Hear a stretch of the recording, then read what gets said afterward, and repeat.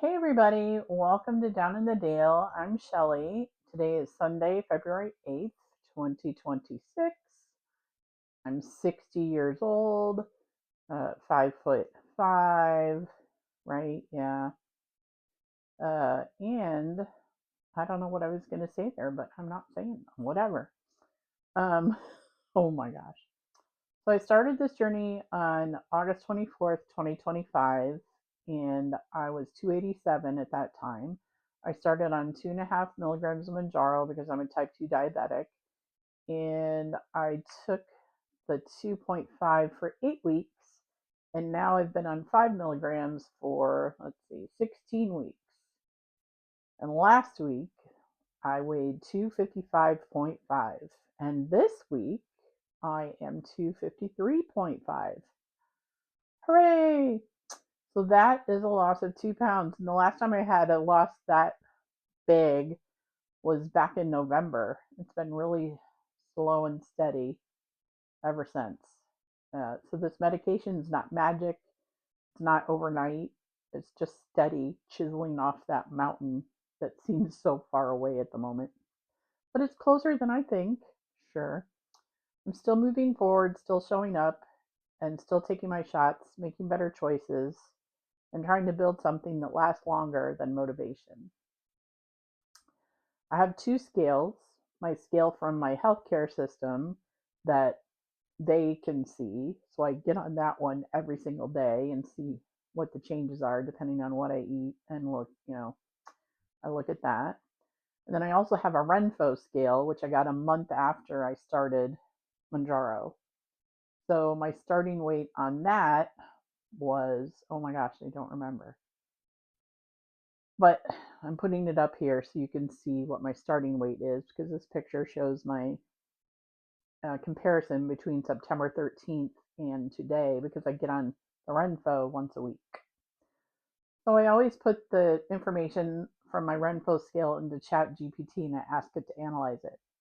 So it's been 148 days that I've had the Renfo and I haven't just lost weight. I've recomposed my body, fat down, muscle up, metabolism improving. Since September, when I first got the scale, my weight is down 24.6 pounds. My body fat is down 6.2%. My muscle mass is up 6.4 pounds. And my fat free mass is up 6.8 pounds. That's amazing. It's showing that the right kind of fat loss, subcutaneous fat, is down 5%, and visceral fat went from 26 to 23. This is the dangerous organ fat, so this drop is huge for health. My body fat percentage went from 63.7% to 57.5%, which is a meaningful reduction, not scale noise. That means my risk markers are moving in the right direction. What this shows about muscle and strength gains is my skeletal muscle has gone up 3.7%. My muscle mass is up 6.4 pounds. Didn't I already say that? Probably. My bone mass is up zero point 0.4 pounds. This shows I'm not crash dieting, which means I'm moving, lifting, or at least preserving lean tissue, and my body is responding despite being in a calorie deficit, which is especially important on GLP-1 medications. So what this means going forward is my body is losing fat, preserving and building muscle, improving metabolic health, and responding well to my current routine, which I haven't been to the gym since it snowed last month, but I do a program at home probably 4 times a week that I found on YouTube, which is really fun and interesting. It's a YouTube channel called Fabulous 50s or something like that. But she has really good 10 to 20-minute workouts that I do 4 times a week. I almost said day. I don't do that 4 times a day, believe me. I found a good article that I read that talks about people who've lost a lot of weight, and what hits me is how simple most of their turning points really are. One woman started taking pictures of everything she ate, which is what I do, but I post everything too. But she did it not for Instagram. She did it for honesty so she could see what she was eating. Seeing that helped her move from mindless to mindful, And she paired that awareness with being kind to herself instead of beating herself up. She ended up losing over 100 pounds. Another person dropped nearly 240 pounds and lives by this idea: one rough meal is just one meal. It's not permission to quit the whole year. I like that.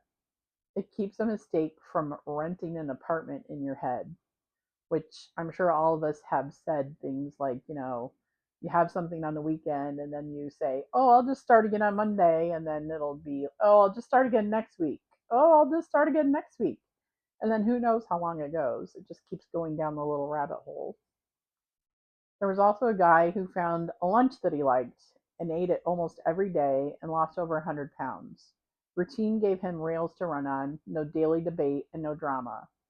While that is seems really good, I mean, he ate the same thing every day. I don't think I could do that. I know my boss's wife in California, she ate the same thing every single day. It was like a turkey sandwich on a pita. I could not do that. I need to have variety. Yes. This is a picture of what I made for my lunch today. Here's a picture of my breakfast I had this morning. It was very good. I went with my friend Katie.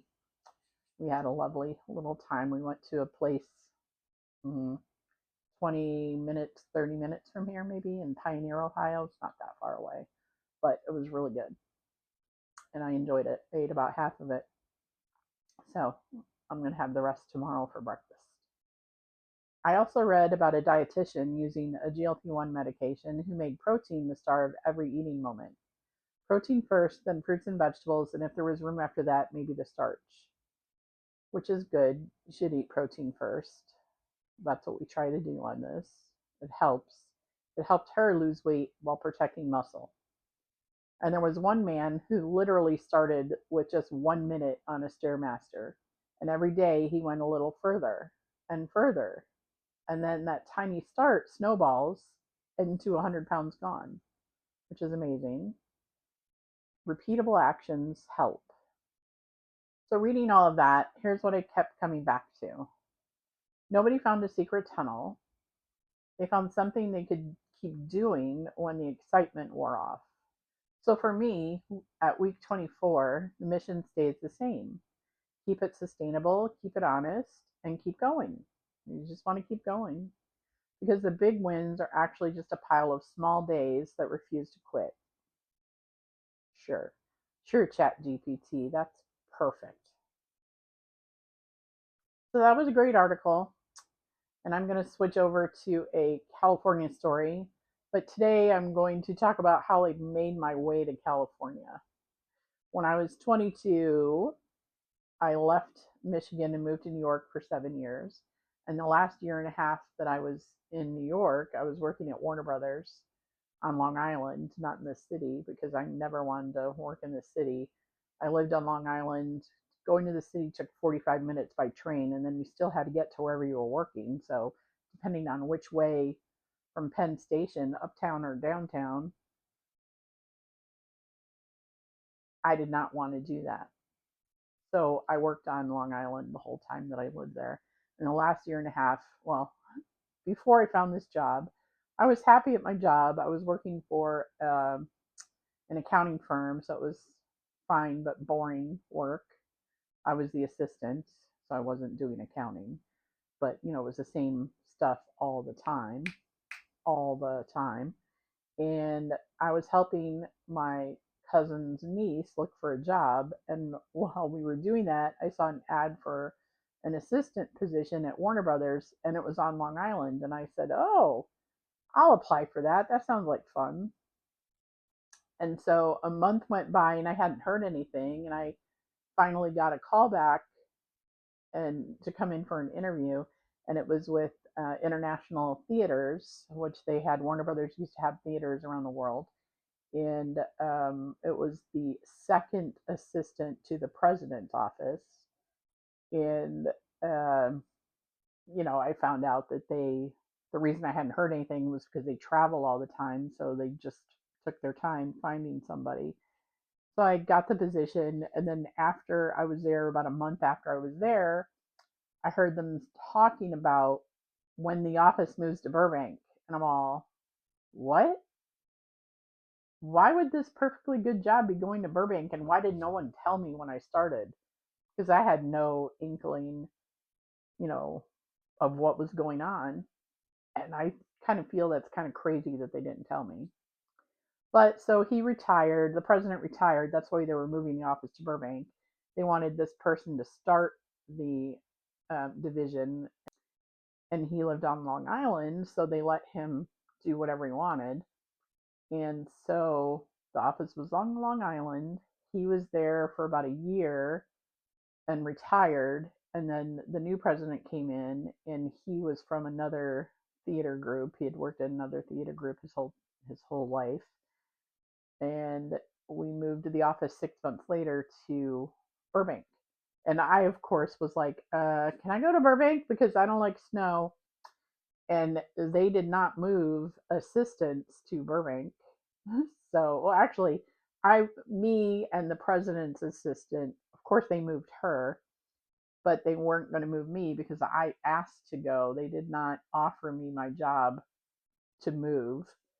Um, so one of the VPs in our group was so kind, and they let me bring my stuff to their house, and they put it in their basement. I mean, I didn't have that much stuff. I lived in a one bedroom apartment that wasn't huge. So they got all my stuff the day they were moving. They said to the moving company, "Hey, we forgot we have more stuff in the basement." So they had a lot of drama because they were supposed to put their car in the van, in the moving van also, but they got it all squeezed in. And I drove myself across the country to Burbank around Thanksgiving. Oh yeah, Thanksgiving, because I left Michigan. Well, I left New York and came to Michigan the week of Thanksgiving, and on Thanksgiving Day, I left there and I went to Chicago, and I stayed with my friend Annette and her husband overnight. And then Friday morning, I drove down to Texas. I drove the very first day, I drove 17 hours, which was, oh my gosh, crazy. I don't remember where I stayed in Texas, but then the next morning I ended up in Flagstaff, Arizona, and I got stuck in an ice storm, so I had to stay there.